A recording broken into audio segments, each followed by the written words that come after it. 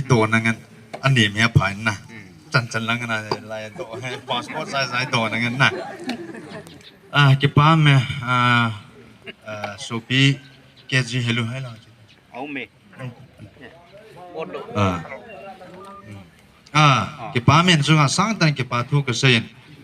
la chu apon chi ke ya chun ke mel chi jo he jong la thu chang ni kaไม่ยองจนนะกิติลเขานะสังตะกันในมันเนี่ยนั่งเงี้ยตาเมล่าจะปังในสระจะปังเงี้ยน้องจูไลฟ์ก็ไงนะมาสับเปลี่ยนเห็นทีมกับสะจวนนะเฮตู้จงเห็นตาเป็นคนดักปุ่นเสียนะมาไอ้ลาเป็นเจ้าที่ส่งตั้มทีมเป็นเห็นสะดวกนะนั่งอากุนเนี่ยจงเรียนมีตั้มตานั่นละอันตีโดยที่ยังก็ใส่หน่อยเหมือนกันเก็บปาเปลี่ยนนะเฮตู้จงเฮpeople's movement he ke pan thai ding tam tia he ke ho KSO Delhi NCR kana gelo chu khat a hi in chule adivasi te ka hin puiwa edin mono he ka bet sau he kolanga saibol lang hi in chule cycle langa relief camp ho hi in chule tu jan hilama chande langa jong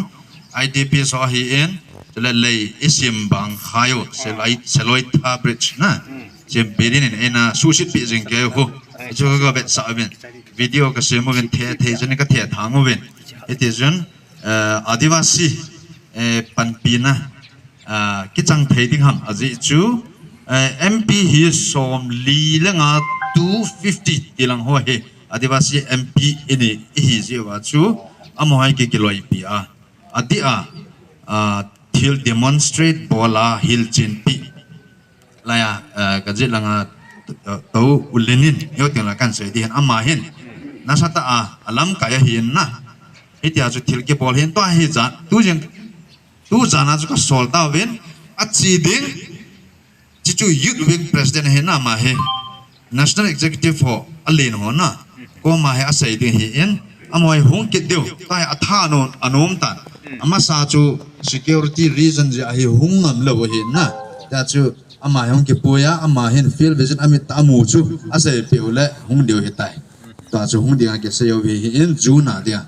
it chu ama hola je nga yong chu lam kai ho je nga yong la je nga yong chu MP he chele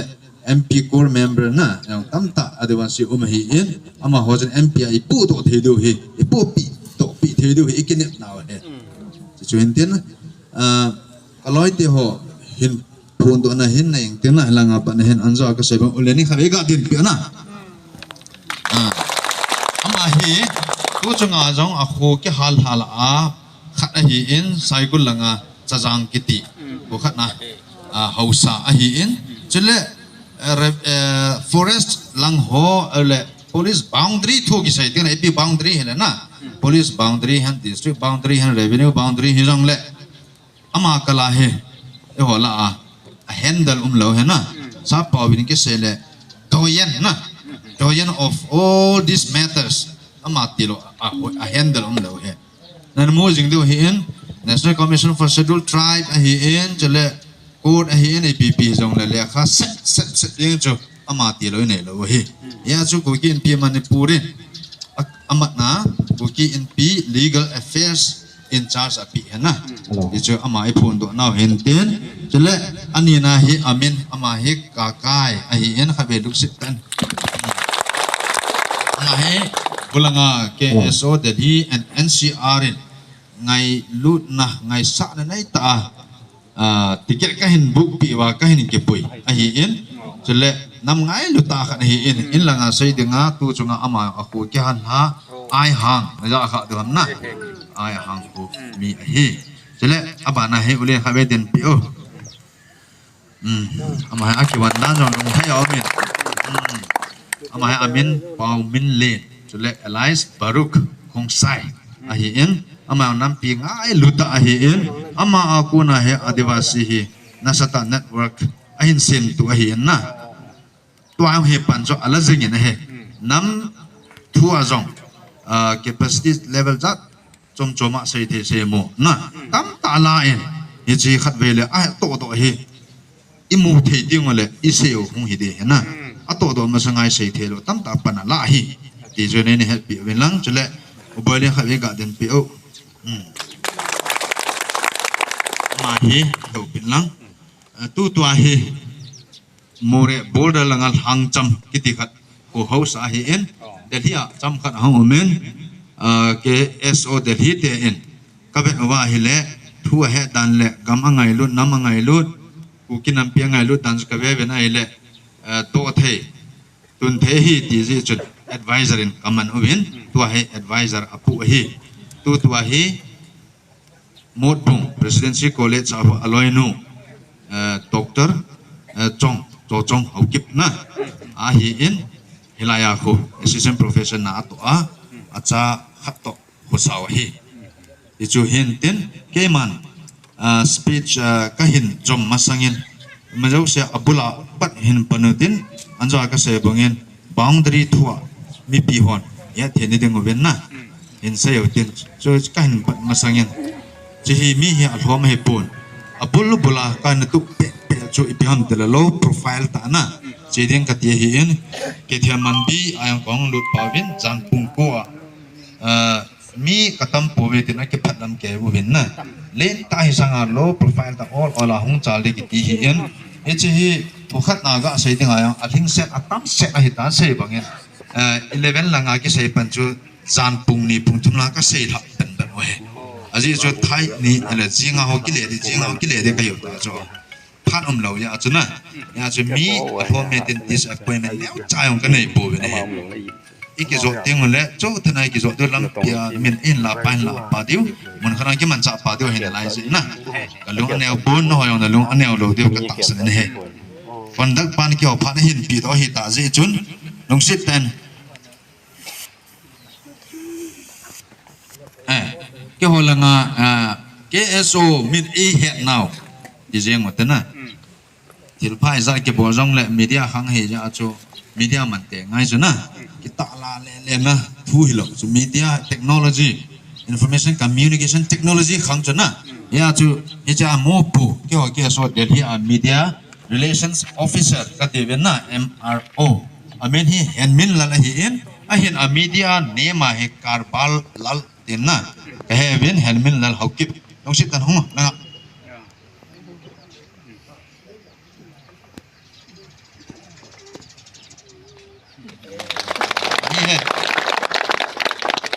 media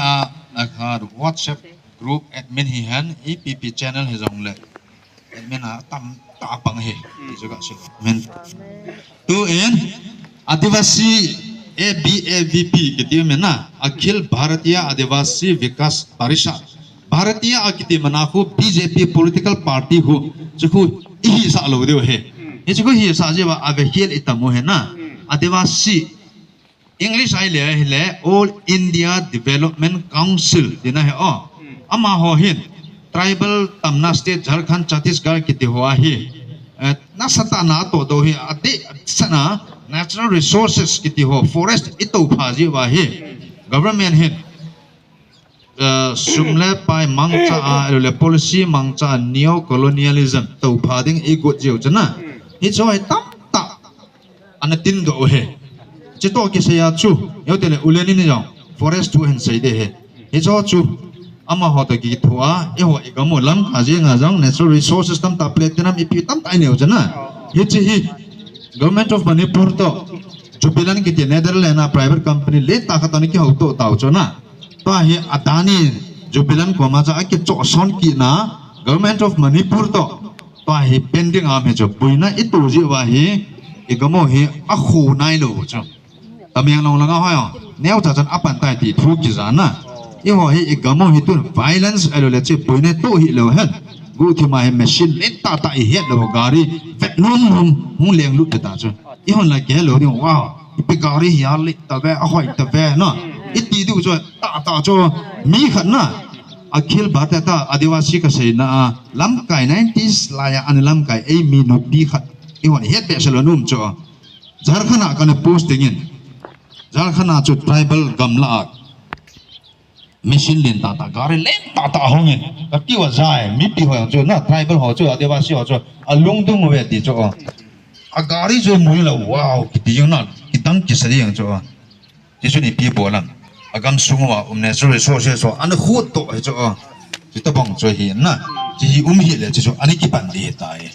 tu en long sit tan adivasi pate uti ho ong ding ong mu ba le na chewa long sit ta ong ding do den ka hin ti mo ve ai langa ulal boy hi en gang te hi en adang la adang hong lo la hin te na ulal boy nei sial hin het du ham ama hin na sata resources ta se pa chu helanga chu het gina nai ta mi hi en document jo thing sela nei he na ya hi ichi manipur unit na hi adivasi adi nga chu lamkai vice president khat he chule akoma hi khuma gangte ama hi executive member khat he na ama tu chunga hi ichi logistics lang ka gidiu na do ema ki pe hi na fel he jing ne he ama ni chung ki pa thu sang tan kan se ne please e to na to he ulene ne forest to na resources to in ho government mere ne ichana policy tu ta anaje ham ti zo asei bi de phan ka hen pi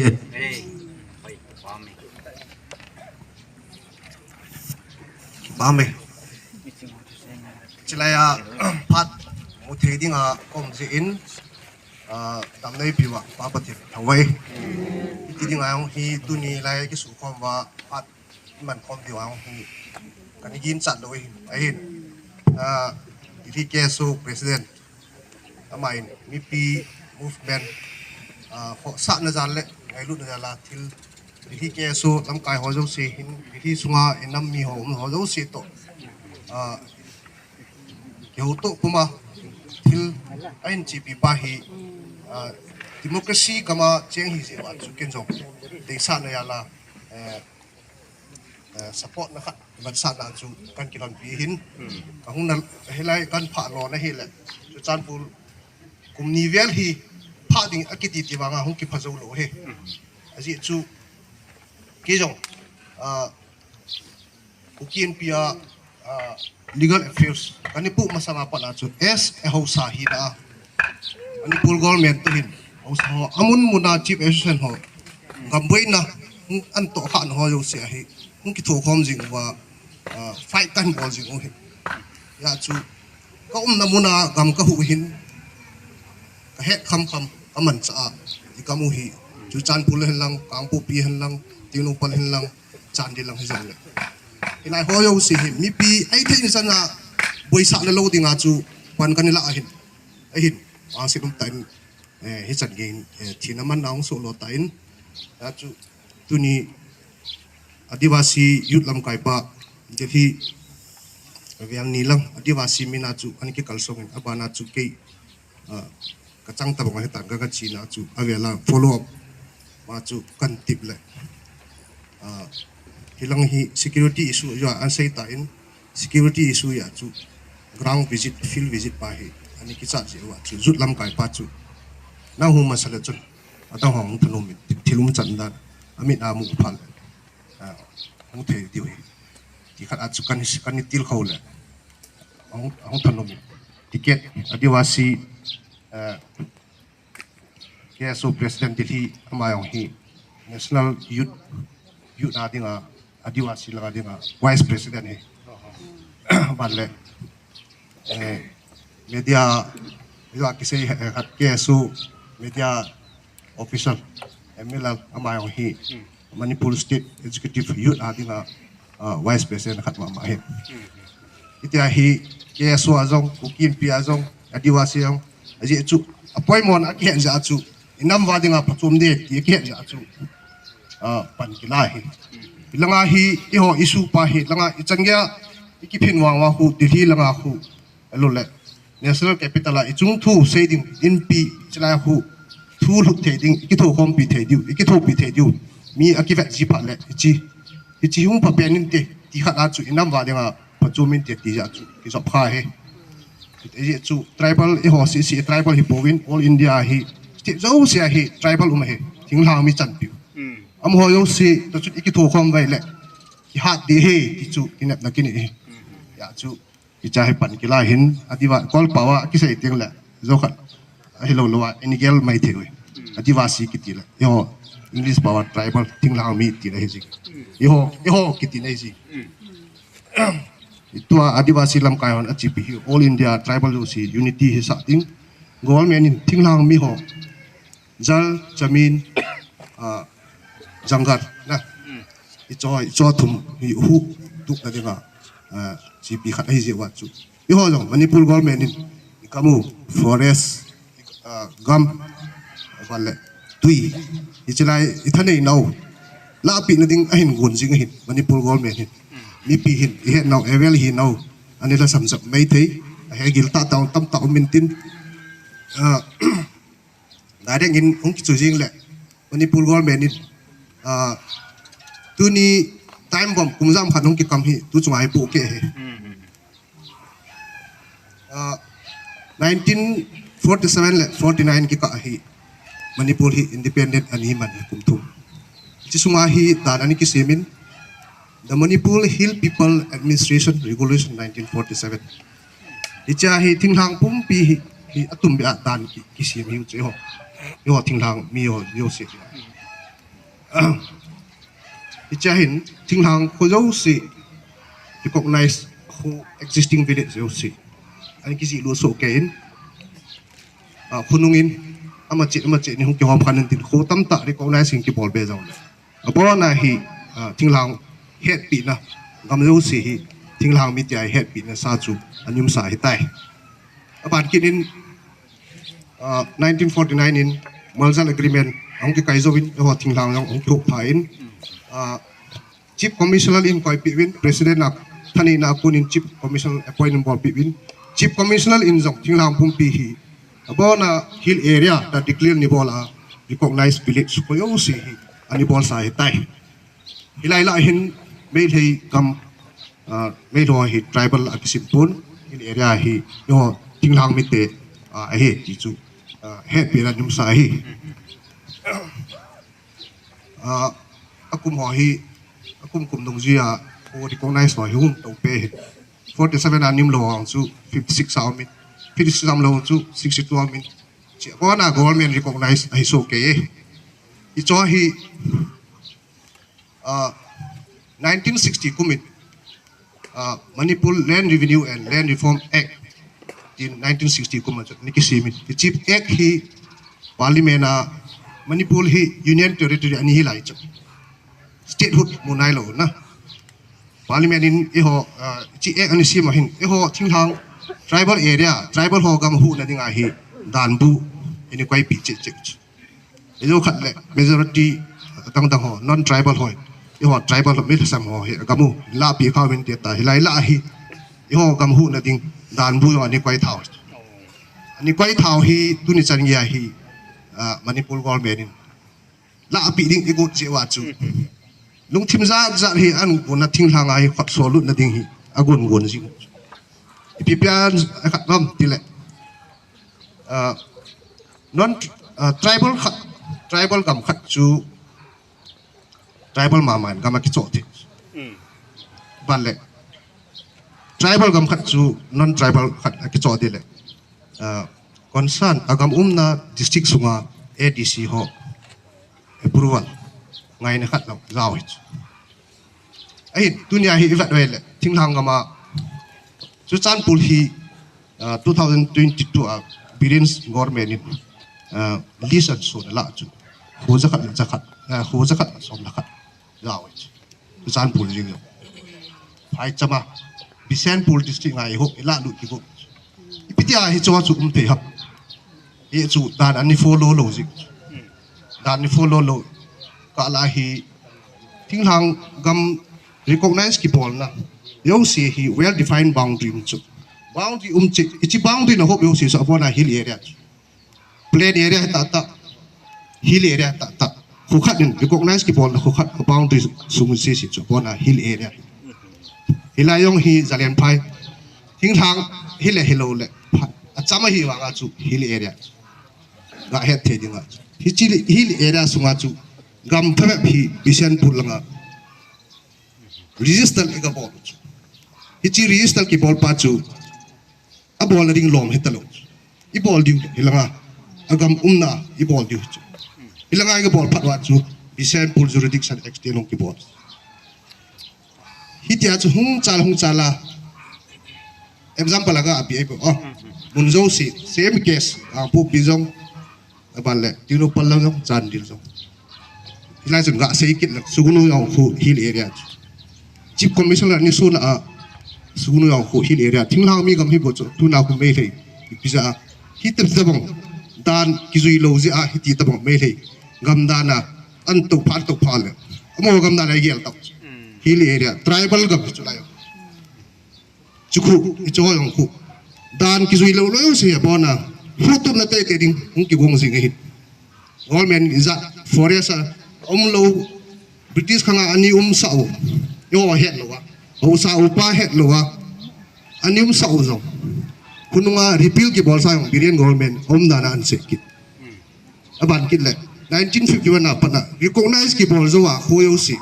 hilai yo wa hi forest department Manipur government forest department in forest kam e sim do na dik like Chuchanpur Khopun protected forest yo ba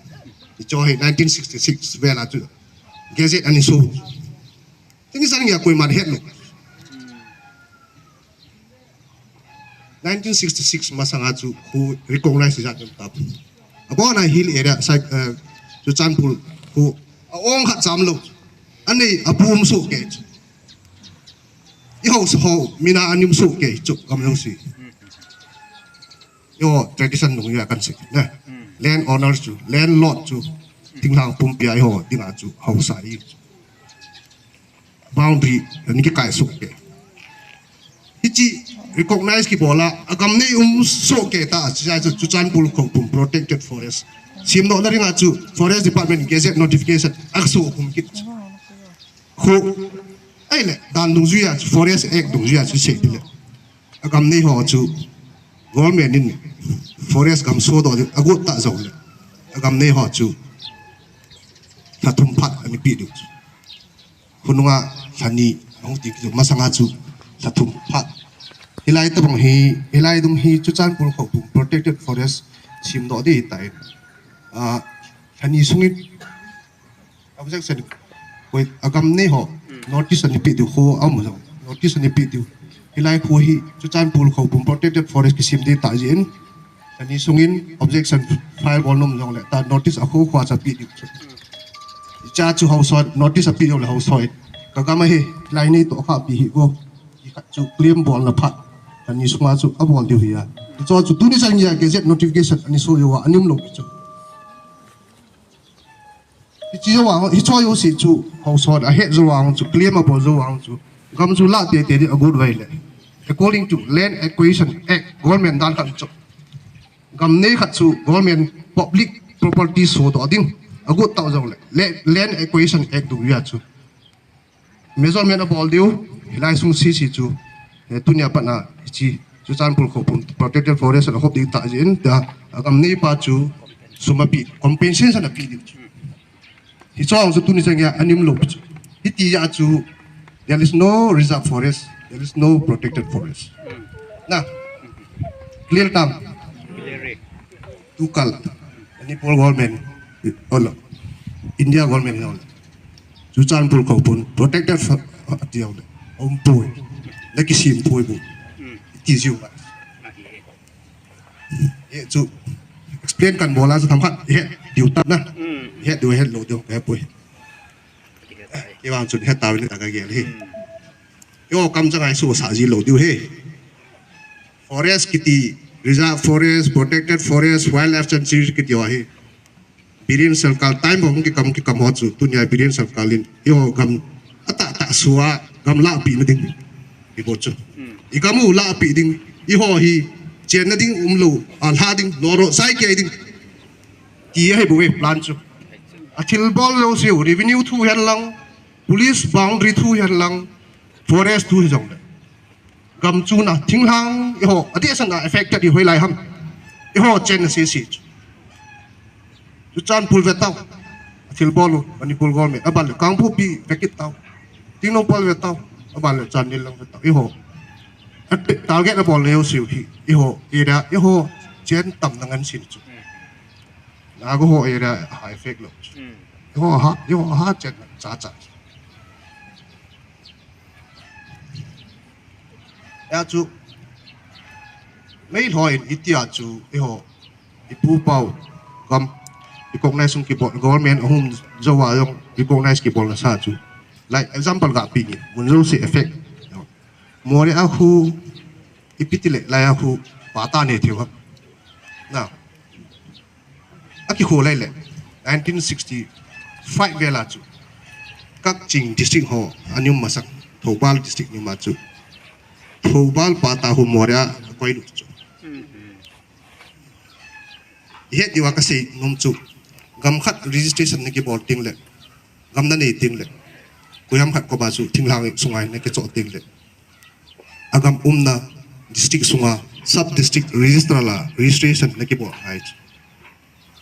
district lo be mun chum be daga bol thei na thei lo chu tan di lo illegal tunia helai mo na hi chu chan pul gam sung district khu chu chan pul khu recognize ki bol na boundary sunga gam be khat bisan pula registration na ki bol chu la lo le kha pa tai za din kan ye tiong no chu bo na hill area sunga district chombe khana gam le kha nan pulut chu it's illegal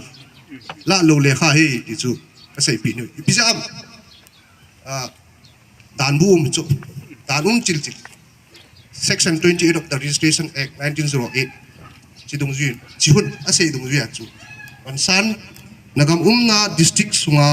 sub register la officer na ki bolding pa chu chilai bol lo wa mun chombe na ka ki bol chu la lo le kha tuni sangya gam le kho in va le phai chama le kha gam le kho thing la hung ki thing lang gam phai chama registration gam le kha ga ho hi ve le ut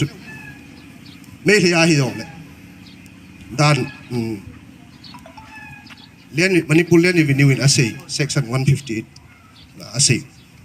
close b na akuna asei khu adc approval nga hi a chu koi man ani kila lo e kha khat cham do so bona invalid la lo le kha bi a chu me the hi cho yo si a zui diu ting hang gam khat ki cho ding kha pa hi zui lo wa bypass anuk numa wala the ding a chu ichi i ho ting hang gam pu tum na ringa dan bu ni ki si mo he zui lo pia district chombe a ki bol phang chu ho san no hello adc no hello hi le ria i ho emile ho no hello he cho yo si bypass bol the ding a chu phai chama ga bol thing lang a bol we le thing lang district office or sub register office a bol we le ho san no head ding bal le elected adc member district council ho ga head di chu ye chu mo thani na khat ki jep lu dei cha head diu ya head na he cho yo si bypass bol the ding a chu phai chama aga bol chu moria gampa to ho thu ba la people aga bol thing lang office a bol we le chu heading lo me na head dik i thei lo di chu pata ne thei lo di atu aya chu tu nya moria me le gampa ta thu ba la ni ho la lo le kha amo la ya hu gamani na diu tam lam pim dan de ki tu lo na ya chu amo no phai chama ha na wa e no do hin on no thing lang pum pe me le su thi set nung chen na diu lam pim lo dan lo dan lo pha dan di lo ngan sana le kha ni ki sim wa thing lang ang cheng du bu oi chu kan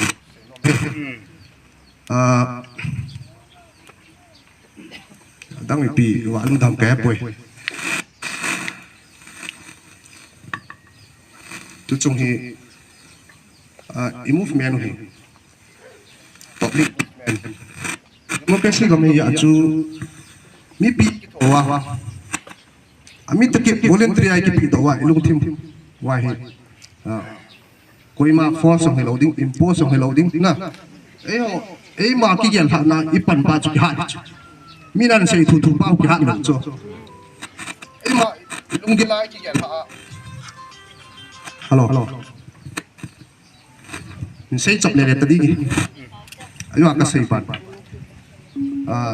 chu chan pula khu som la khat zakat la som la khat ato kha cycle kang pu pdc sung si sa khu khu zakat la som ni wal chato kha chikil kang pu pi subdivision champhai subdivision kang chu kazang subdivision mungte chiru subdivision khu number sub revenue anilu cho dan di luar tilki acu ni bol ini tangga nabu ani khas balik sai tu kang abon mon aku kang pu pilang sisu ko zakat som ngale ni to ka sai kul lang aku ko zakat som thum lai lam chandil sung sin sia khu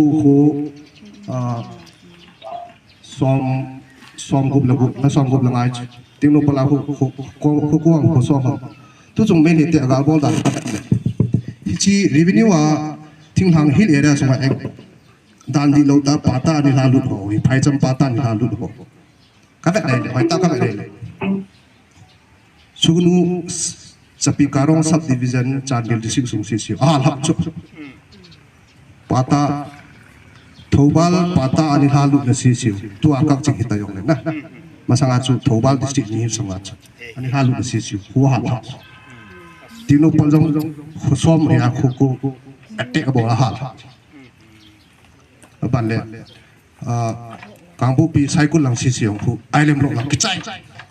revenue ani halu na si siu phai cham infal is revenue ani halu na si siu abara attack bo wa a chai ke ailem lo ti si cycle lang long ke khu ge kichai ila ya lo ngana thil tam ta ni ki bo le yo si khu attack ha bo de sa chi so yo si hi dan dung yung ki bol gai le ai the lo ding an sin hi ya chu nam phua la pi na ding gu an gu do he bai lo chu se di le hi le ra chu phai chap pa ta lam pim lo phana chu izo lo bi he ji wa chu mấy thằng mấy chẳng ăn cháo à bị điên ngon mềm tổng cái thua à cho yo si sụ thiên na ding an gu do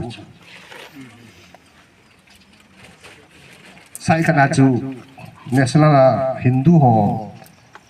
kitopina ade cha je wa chu amei le yong chu christian ya hindu ya hindu se hello chu hindu ka ki chim kit wa adi ta ja sunga hi manipur leng pa hi to titular king cho si aramba hon aplan hi sanamahizam hi amo masanga hindu religion ho lut masanga sanamahizam pa hi amit takip hin lampua konwa ale bo sa yu nom jiwa christian hanlang me thei christian hanlang piong de abol sa chu hun sia ha ta amina chu chom khat ri che ho e bol sung wa chu hindu ho dang ho ki thopi na ngai cha jiwa hindu ka ga ki chim ma hindu ka hi ji win du da tyo na so tam ta ki sei thu ikamu de cha jiwa state propaganda ja ki sim thu ki wa kuki ho hi balma pana illegal immigrants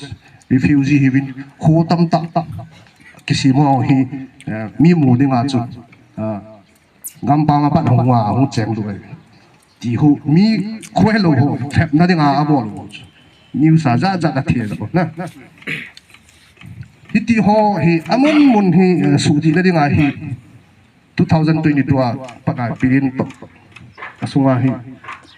dan le mol tok ti thu ko ma chikil le ka ho khwa thanei na gam thung tha chung chang thua thanei na ho so tong ki ho mat jinga hung ki thu ko ma phải ka sa nang kang do ai chan ngai lom lo mai kang lo nam pi ding ka gel be se gam hi itile mail hai te birin thanei na ti cho kon hi ki hu ki bang tuk thedam dan mol dong zuin ki bang tuk thedam agel gel asun za na cái chọnมันดูนี่ขัดเลยโคขัดโบกันเนี่ยบูแล้วนั่นน่ะอบีกำเรียกข้าตัดซีวิลกูน่ะไฮกูจีนเราคิดตัดสักทีตลอดยาจูที่หัว tribal กู gold India government constitution กูอยาก empower นี่ก่อนปีปีนั่นแหละอมอตุกิเดียวมันอมอกี่เวลาพักผ่อนนั่นตัดจู National Commission for Security Tribe article Indian Constitution Article 338 chin empower thanei na pi na yo tribal ho right thing hang mi ho right safeguard bo na dinga chu kisim do yo ho dinga kisim do khani ya chu mo ko ma pan pi na ki thuma gam KSO si mo ko ki forest chief conservator hin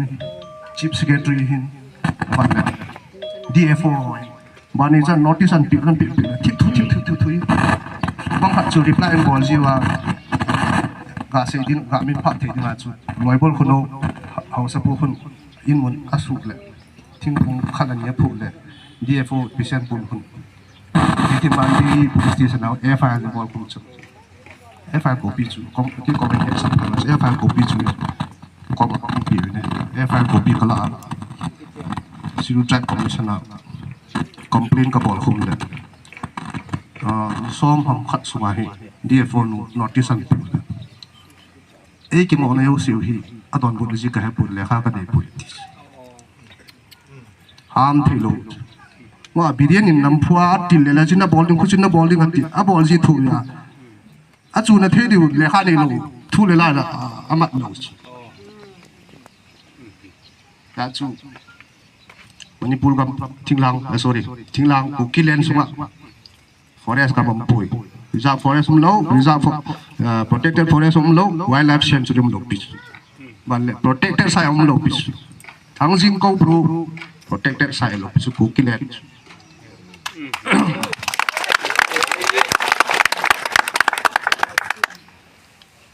ทั้งสิ่งทูก็ปรูทูโคโรนาไล่ตาทีละหินกิทีดำกิหินดำแต่ที่จะไล่ตาว่า social media เดี๋ยวจะก็ให้ก็ไอ้ตัวมึงไรเคลมบอลลงเลยทั้งสิ่งก็ปรูทูดิเคลร์กี่บอลดิ protected site เลยนะดิเคลร์กี่บอลได้แต่มึงกี่มูจฟัดไล่นักการเมืองน้ำมันมั้งจุอีทีเดียวเห็นเดียวบันดำมัวจ้ะดำมัวนั่นล้านจ้ะอีจ้าของกี่บอลกี่จุกำจูนั่นเดียวของกี่บอลกี่จุกพูดอะไรมองจุด่านบุกกับกิตตาจ้ะพี่จ้าไอ้เจ้ากี่บอลตะก้าคู่กินอีที่ชอบบอลลิมองอย่างเลยอามุนาจูเลยค่ะนอติสังตาเดียวจิไลฮีอันนี้สุ่งอันนั้นตุ้งสุ่งอ่ะ protected side กี่พงได้ตัดก็ไอ้ตัวมึงเคลมไรเคลมบอลลงมาอย่างเลยyang bol han di khat su amuna hu notice ta diu chos phone chi thang jing phone do no nom au kam be sunga i chong jan ni bol lo pi na chu ko brong chu ti ma corona ong thip zo langa chu chi sunga chu ho so ani bol na chu objection koi thani na pi wam til art and culture ten bol sa chu art and culture ten bol sa departmentจิตติปันเมืองอันบอลสาวอาทิตย์บอลแล้วด่านอาจุยโลปิจุด่านอาจุยโลโซเชียลมีเดียเทียดีโลปิจุด่านนู้นเยอะอามุนาโนติสตาดิวมีมูเทียจะจู objection กี่บอลที่โซเชียลมีเดียกี่เทียจูด่านอาหัวจะจูบอทอลบอลเลยอุคาเลยเขาสปูตบันเกี่ยวกับจุดคำนี้เขา objection บอลูตินที่มอนโลดิ้งอาร์เอ็นกัลเจอร์ขัดไปกับที่ลูกผัดกินบันเล่ผู้ใช้ก้าวรัวเขาตัวอย่างป้ากำโตนี่ขัดใส่ตัวเขาสปูตัวเขาตั้งตาเนี่ยมันเลยบิทิสอขังไล่จูใส่ตัวป้าขังลาตัวบิจังยีคูใส่ตัวป้ากำจุดก็รู้ไรข้าปนาสารังสิคูทางขัดคูตัวอย่างป้ากันตัวอย่างป้าปัดวัดตัวอย่างปัดวันเดือดปัดวันปัดตัวติดยอมคูตั้มใส่ตู้ทางสิคูใส่ตู้ป้ากันเนี่ยตัวคูตั้มเนาะอามาจิบันมาได้กี่ห้องถ้าอเมนสินก็อเมนโตกิทำดิ้งกิติพันเลยกี่หัวเฮจินเคยมองเนี่ยอลุยจิหัวไงเฮียนะถ้าเอากี่หัวเลยอมวนที่ขัดโน้ตที่สะสมอยู่ว่าหุ่งตั้มโจเขาตั้มอยากจะให้โจกำเลี้ยข้าวกิมังเทลโจอมวนกำกิจูราเราหุ่งเลี้ยวต่อดีอมวนก็ว่าเมียนกำโซโรดัดดิ้งขัดโน้ตที่สะสมมาสังว่ากำเลี้ยข้าวนี่หมดจุดจะประจุเบสบอลละกี่หัวกำเฮกับปูกระเป๋ากำเฮตีนาเทดีขนาดจุดอันลุยหอบกี่หัวจุดอีไลต้องเฮอีพีเลี้ยข้าวกิมังอุคาไลขายปลาเลยกวาดปลาสีโปรเทคต์ใส่ถอดกิมังน่าจุบัดกำเลี้ยข้าวเอากิบพิซซ่าแบบปนาหงกี่หอมขันนี้จุดวิธีเต้นนี่ก็เป็นกองไนสินี่บอลปีนเอาเมื่อวานมาหิตเอายกขัดเลยเอากิบกำพับอิติโลดิวจุด recognize ni ki bol mu ka sei bu gam le khaw tu ya na lang thang pum pi bo na Haokip reserve land ni ti mu hichi land record ye chu gam thung ki sei phal le record lu ya pa ban ma na hu ki ho mai ya chu ban ma na history mai chu na ini no alui pen cha kho le Haokip reserve land ni ya chu si su kas kan pat ai o icha pa a chung ki pa dai le ti su hi cho a ko na chu proof hong ki bo thi chu forest gam hi poi 1962 dunga government forest siam no le an bol pan ho chu Kukite gam recognize anum na chu Haokip reserve pa hi kyo gam hi government gam hi poi ti na dinga chu hi cho le ka cha history gam history khot pa le record origin alui pe ni no origin chu cha pa za ban manau sut na dinga kan sai ko dunia hi ho iwang phawin igam hi jewa chu ban mana khu hi sim sim gebe ichi gam yo se to phadi chu ta chu population no ha se ma sim ju i to pha su ke ngai bu awang lai si sia vat la wa be lo amo gam su ro na din Manipur government gam su ro za za agun din amo le pha ti kilo i gamu yi sum ta le thi KSO general kotal ho 2022 gala chu sa sang wai pe ki mo to te gam thu ke ho li mo te sa tan kan Tilkhou in ki thu khom di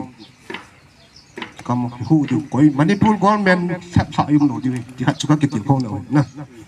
tu ni chang ya hong ki ho pen tu ni chang ya ki chol man lo he phat si ai gal ki sa jing hi iho front line sa khat min na mi pi tha le zunga panga sa khat min join kalung thim le pen is mightier than sword at you pen ka za wa gam ka hu ihu da lo chom chi na i bon wa e ki thu khom li wa chi ha we nam phua min bol phat wa chu nam phua e ki le bol lo le the twang hi dan le mo lai zo lo phat wa chu mi pi hu ame le mi pi wan ti ji wan so le lai how thu na religion thu an pan sa bi san wa mi pi hu chi moi dang la hon ti wa go bru protected site government channel la cha tham the lo ta cho dan na ho lo government basis government a ku na chu dan na ju mai a chu dan nu ya ri tham the lo phat wa chu mi pi wan ba cha ya chu mi pi ni tik kit wa ta na kon es ka mo pu ne hin tin au khat ni na gam ka ngai lu na jong hin tin ku kin cha legal affairs ka pan ya ka mo pu na khat jong hin tin hu thei san chu ka hu ka zo cha na to a cha mo mi pi tha nei nan za ba le mi pi tha nei na ki mai tu pi na chi tin kan sei sot be set ta ni ngai dam din long sei khil jong de mi pi a hat ngai mi pi tha nei na hat ngai igal bol hi igan thi su ke naw kyang gan thi no na gan thi su ke kom igal mi o yo sa gan thi chiu noi wa gal yang sit hin bola tha chi mi ting gel chu yo hi lo piu cha mo ngai da ma ki thum diu noi wa kun ngai separate administration imu ta ka wa ki chon bo hi ati mi ni pi avela mo to ta ka nu chen khom dunia gam hi chuna ding hisa an bol ho dunia kan si tham khat ho tuina be lim thak in government khat no ya che khom ki thil bol ro siu ki heta hichi igamu ila pi dim gong ji ho tu avela inung chen khom ki hak nanu bu nam ele e suicide ki bol tam ho chu ele ni thak tawin ka kam yo si nei la pi tawin CM administration an ngom khom ki taw ti ki tin chu kakamani nei la pi win lang da bol ngai bol win lang ni thanung ni thak win lang itiu ta bang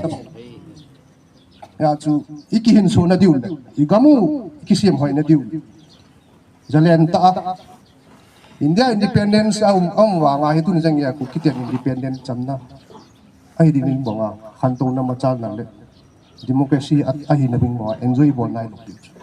su ta ba mo im la chu ya chu avel vela zalen gal isa dan wa hom do ta pu pawen anglo ko kiwal ani sa win ai ne ho igamu hu na ding ran sat bin tu na hi ho no ave la nam tam ho to aku na ki ben na dinga igamu e ho ki ben na dinga ave la cham than isa dan na hum do ki na ku na ram the jing alo thai la wa separate message at imu taka wa gui hun taka wa gui hun sa taka wa hi